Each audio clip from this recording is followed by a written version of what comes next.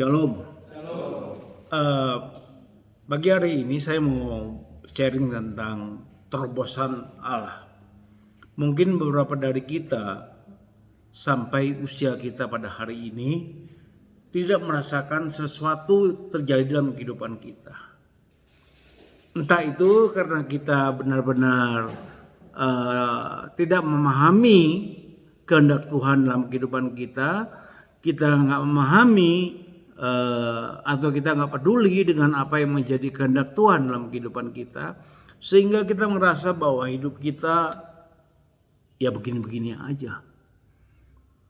Kita menikmati kegagalan, kita menikmati ketidakmaksimalan, kita menikmati ketidakproduktivitas kita. Jadi sebenarnya kita bukan menjadi orang yang sakit, kita bukan menjadi orang yang tidak berguna, tetapi kita yang membuat hidup kita menjadi tidak berguna. Karena Yesus sendiri mengatakan bahwa bunga bakung aja dipelihara oleh Dia. Tumbuhan aja dipelihara. Bahkan dikatakan, satu helai rambutmu jatuh, aku tahu, kata Tuhan.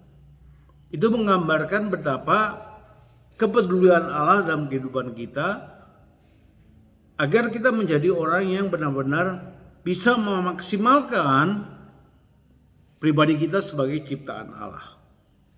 Nah, firman Tuhan dari 1 Tawari 14 ayat 9 sampai dengan ayat 11. Demikian firman Tuhan, dengarkan baik-baik. Ketika orang Filistin itu datang dan mengadakan penyerbuan di lembah Rephaim, bertanyalah Daud kepada Allah, apakah aku harus maju melawan orang Filistin itu dan akan kuserahkan mereka ke dalam tanganku? Tuhan menjawab, majulah, aku akan menyerahkan mereka ke dalam tanganmu. Lalu majulah ia ke Baal Perasim, dan Daud memukul mereka kalah di sana. Berkatalah Daud, Allah telah menerobos musuhku dengan perantaraanku seperti air menerobos. Sebab itu orang menamakan tempat itu Baal Perasim. Saudara yang dikasihi Tuhan, perhatikan baik-baik. Pada saat itu ada sebuah ancaman yang terjadi. Orang Filistin mau menangkap Daud, yang pada saat itu sudah diangkat menjadi raja bangsa Israel. Raja, posisinya raja. Ternyata kehidupan seorang siapapun orang itu, ancaman tetap ada dalam kehidupannya. Baik dia orang biasa, seorang raja, atau apapun juga. Nah, ancaman ini pertanyaan yang sangat menarik kalau kita coba mengeksplor diri kita.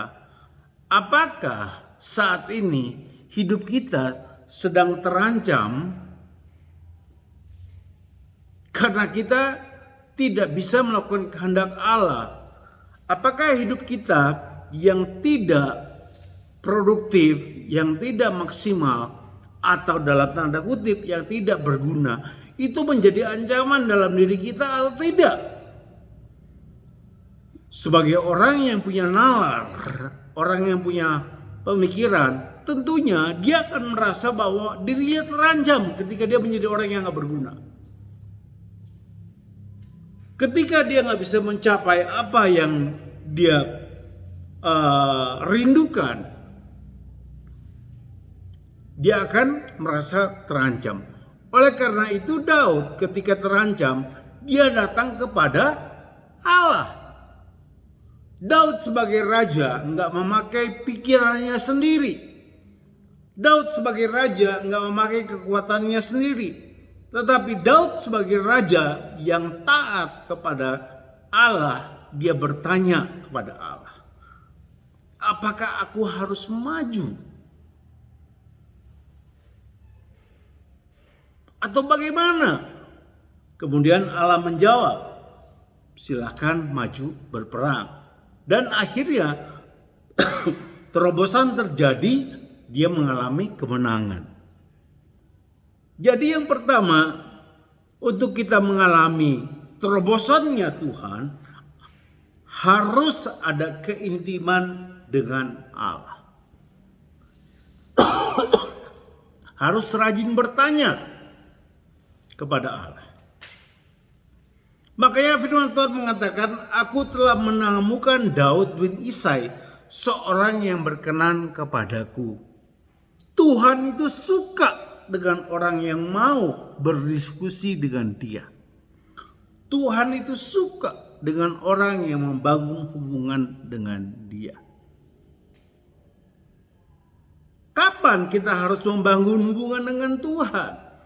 Bukan pada saat kita menghadapi ancaman, tetapi pada saat kapanpun kita harus punya bangun keintiman dengan Tuhan. Intim. Kalau bahasa secara seksologinya, intim itu menghasilkan keturunan. Kalau orang mau punya keturunan, dia harus berhubungan intim. Jangan jorok otaknya ya. Gitu. Saya cuma menggambarkan. Dan keintiman itu, dasar dari keintiman itu adalah kebutuhan. Bukan nafsu. Nah, banyak orang pengen intim dengan Tuhan agar nafsunya terpenuhi. Nafsu pengen menjadi kaya, nafsu pengen menjadi orang yang dipandang orang, nafsu pengen dipuji, nafsu pengen, sehingga doanya tek-tok, tidak sampai ke surga. Nah, kalau kita mau membangun keintiman dengan Allah, harus kita perhatikan bahwa Allah itu harus menjadi sebuah kebutuhan penting dalam kehidupan kita. Allah itu harus sepertinya, kalau kita nggak bernafas, kita kehilangan. Saudara yang dikasih Tuhan, inilah yang membuat pribadi kita tuh menjadi pribadi yang loyo, pribadi yang tidak bisa melihat masa depan yang Tuhan janjikan. Pribadi yang selalu menganggap bahwa rancangan Tuhan itu adalah rancangan kecelakaan, bukan rancangan damai sejahtera. Apa-apa kita pikir bahwa aduh capek nih, mau begini capek. Nah, orang yang bisa intim dengan Tuhan ketika dia tahu bahwa kebutuhannya itu adalah pribadi Allah, bukan berkat Allah, bukan apa yang Allah sediakan, tapi Allah itu sendiri menjadi kebutuhan. Yang kedua, kerendahan hati. Daud mengajarkan kita pagi hari ini bagaimana seorang raja bertanya, karena Daud mengingat bahwa Allah itu adalah Bapa yang baik, penasehat yang agung. Penasehat. Dia tahu bahwa jalurnya Tuhan adalah jalur berkemenangan. Dia tahu bahwa jalan Tuhan adalah jalan yang memberikan dia berkemenangan. Apa itu kerendahan hati? Kita mengakui orang yang berdaulat.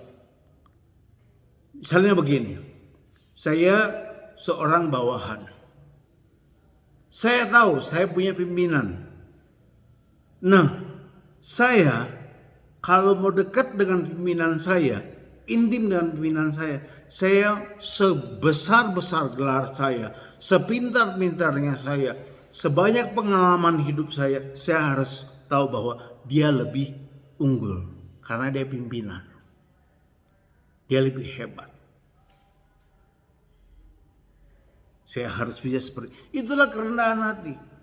Kalau kita bilang Tuhan adalah kebutuhan kita, bahwa kita harus tahu bahwa Allah berdaulat penuh dalam kehidupan kita. Itulah yang disebut bahwa Allah menjadi prioritas, Allah menjadi kebutuhan. Itulah mengapa Daud tahu raja punya apa? Bala tentara. Raja punya segalanya. Raja punya otoriti atau otoritas. Tetapi otoritasnya dia, kerajaannya dia taruh di bawah kaki Tuhan. Itu yang mengatakan mengakui kedaulatan Tuhan. Nah, kalau kita mau mengalami terobosan dalam kehidupan kita, kita harus taruh semuanya di bawah kaki Tuhan. Segala macam yang kita anggap keunggulan, segala macam yang kita anggap kehebatan kita, jangan kita taruh di pikiran kita. Ketika tadi kita nyanyi lagu ini, apa yang ada dalam pikiran kita, hati kita? Ku percaya Kau Tuhan. Kalau hanya sekedar menyanyi tapi tidak mengimani, nyanyi yang hanya muncul sekedar suara, bukan pengakuan, is nothing. Jadi ini yang saya lihat, kekurangan orang itu ada kerendahan hati. Baru diberkati sedikit, udah kayaknya bagaimana banget. Baru dipakai Tuhan. Saya gini, saya as a leader Yayasan Generasi ABS Indonesia, saya jujur aja, saya kadang nge-hire orang, it's not about knowledge. Tapi kadang saya merasa kasihan, jadi saya harus hire orang untuk bantu dia. Tapi terkadang orang ini tidak mengerti. Jadi gini, kalau kita harus tahu gini, kita dipakai Tuhan karena Tuhan mengasihi kita, bukan karena kita hebat. Nah inilah repotnya bagaimana mau kerendahan hati itu ada kalau kita merasa bahwa oh gue pantas dong ada di Generasi ABS Indonesia karena gue begini. Bullshit. Saya mau bilang itu. Nah, kalau kita rendah hati, kita mengakui kedaulatan Tuhan, kita percaya akan pekerjaan Tuhan. Kita percaya akan waktunya Tuhan. Firman Tuhan kata, mintalah maka kamu akan diberi. Ketuklah pintu maka. Tetapi tidak semua apa yang kita inginkan itu dijawab oleh Tuhan. Kalau kita sudah meminta nggak dikasih, bukan berarti Tuhan tidak suka dengan kita. Kalau kita sudah berusaha mengetuk pintu, tapi pintu nggak dibukakan, artinya apa? Ya Tuhan yang menginginkan kita lebih dalam lagi membangun keintiman dengan Tuhan, worship God, adalah hadirat Tuhan untuk menanyakan apa sih yang sebenarnya yang Tuhan mau saya kerjakan. Tapi kalau kita punya kebiasaan di dunia, misalnya saya gitu ya, dengan saya punya papi gitu, saya minta saudara ini. Orang kalau mau minta sesuatu biasanya cirinya apa? Pura-pura baik, menjadi penjilat. Makanya begitu gak dapat, pundung pisan, ngambaknya setengah ampun gitu loh. Dan yang sayangnya menjadi depresi, mulai merasa bahwa tidak disayang, mulai merasa bahwa tidak diperhatiin. Iblis bersorak, karena iblis mencuri itu. You bayangin, you seorang anak dari bayi yang dihidupkan oleh orang tuamu, ayah dan ibumu. Tiba-tiba karena satu hal engkau meminta, engkau dikasih. Di umur yang mungkin 17, 18, kamu bilang, oh saya bukan anak kandung. Saya anak tiri. Pernah gak begitu dalam pikiran kita? Pasti pernah. Dan ketika itu diproklaim lewat mulut kita, iblis ambil itu. Dan selalu akhirnya muncul pikiran, oh ya, memang saya orang yang terbuang. Saya memang orang yang gagal. Saya orang yang gak berguna. Saya bla bla bla bla. Dan akhirnya kita menjadi orang yang gak sabar. Tuhan tahu gak apa yang kau butuhkan? Tuhan tahu. Tuhan tahu gak apa yang terbaik buat kita? Tuhan tahu.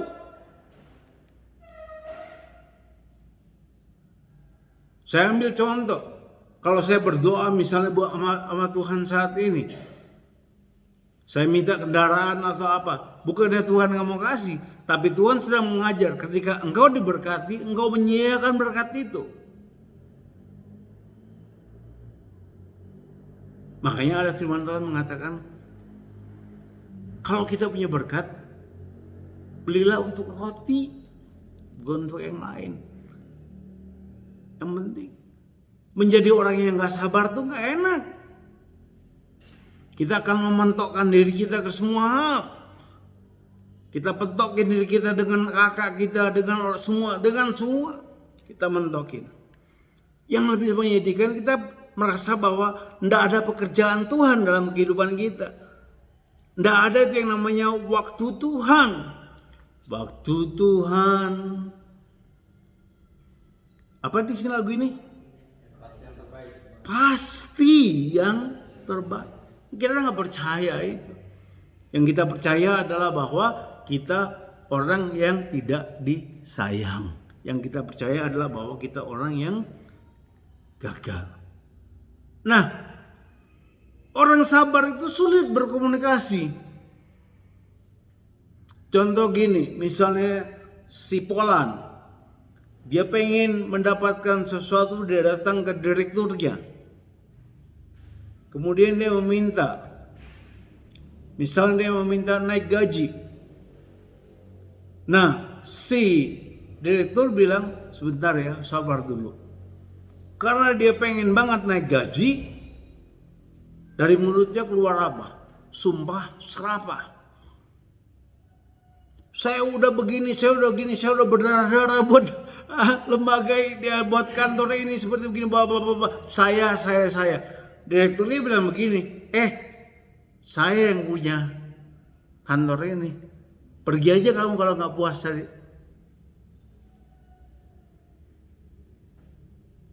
Allah itu jauh lebih sabar.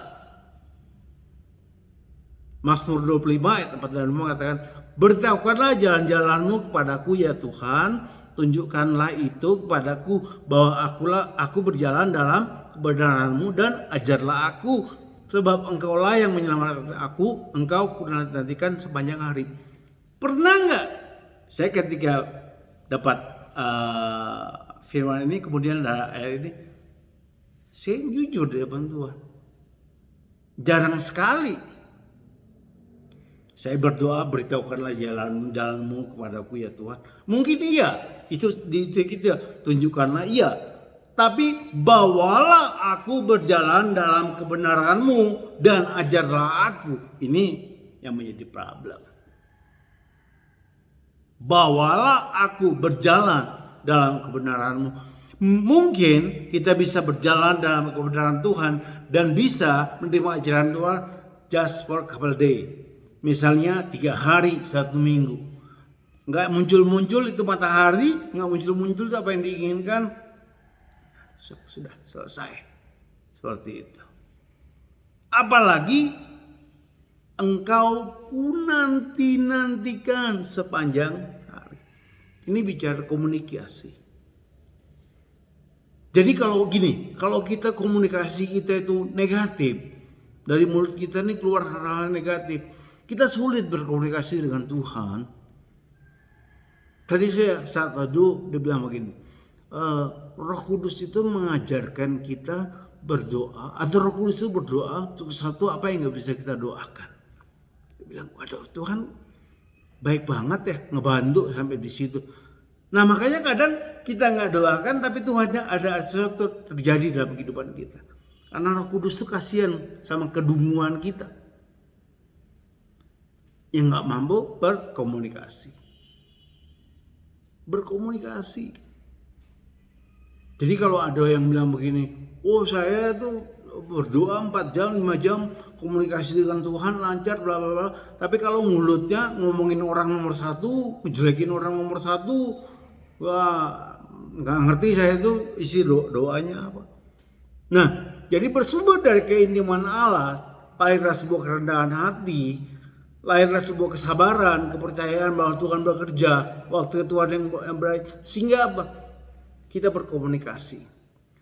Mungkin teman-teman pernah nunggu seseorang di mana gitu, misalnya di halte. Yang dikerjakan apa? Kalau yang punya handphone, main handphone. Entah itu nge-WA yang lain atau baca berita, tapi melakukan sesuatu yang komunikatif. Nah, masa dengan Tuhan kita nggak bisa seperti itu. Jadi yang pertama intim dengan Tuhan. Intim dengan Tuhan itu gimana? Dengan kerendahan hati, dengan percaya, kemudian dengan berkomunikasi. Yang kedua bekerja sama dengan Tuhan. Ada dua hal yang harus kita kerjakan dan yang Tuhan akan kerjakan. Sinergitas antara Tuhan dengan kita itu menghasilkan terobosan. Kalau saya bekerja misalnya di Yayasan Generasi Yabes, ada yang lembaga harus kerjakan, ada yang harus saya kerjakan. Kalau kita merasa lembaga yang harus mengerjakan segala sesuatu, kita berarti gembel.